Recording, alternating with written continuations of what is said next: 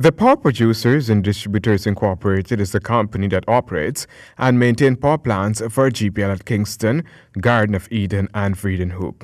According to the company, GPL has requested that it considers doing the same for other plants owned by the power company. The other plants that we want to, that we're in discussions with GPL to take over the operation and maintenance for are spread throughout the country, no? Yeah. Essequibo, Bartico, Burbis.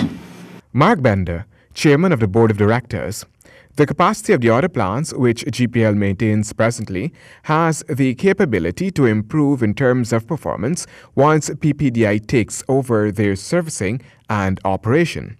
Ppdi adheres to strict best practices and guidelines relative to power generation. Here is Minister of Public Infrastructure, David Patterson. In time gone back, quite a while ago, so I'm not blaming anyone.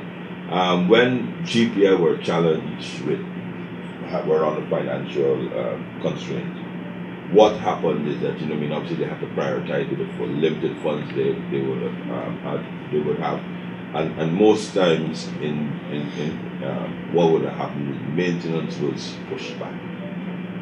So therefore delayed, because obviously instead of taking down a generator and set on, when it hit the 1,000-hour mark, whatever mark they would have stretched it out to say 1,500 hours, because and obviously because of the cash flow, they didn't have the cash instituted.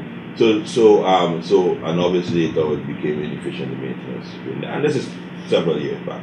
Minister Patterson stressed the benefits of having a company like Ppdi. You have more reliable service, the maintenance is cheaper, because obviously you just change the parts that are required and they're not overworn, and the major overhauls are done in certain times. So you get more reliability in generating capacity, and I think, and obviously a longer life for the plant. And in the case with when we took over from water, so the cheaper costs.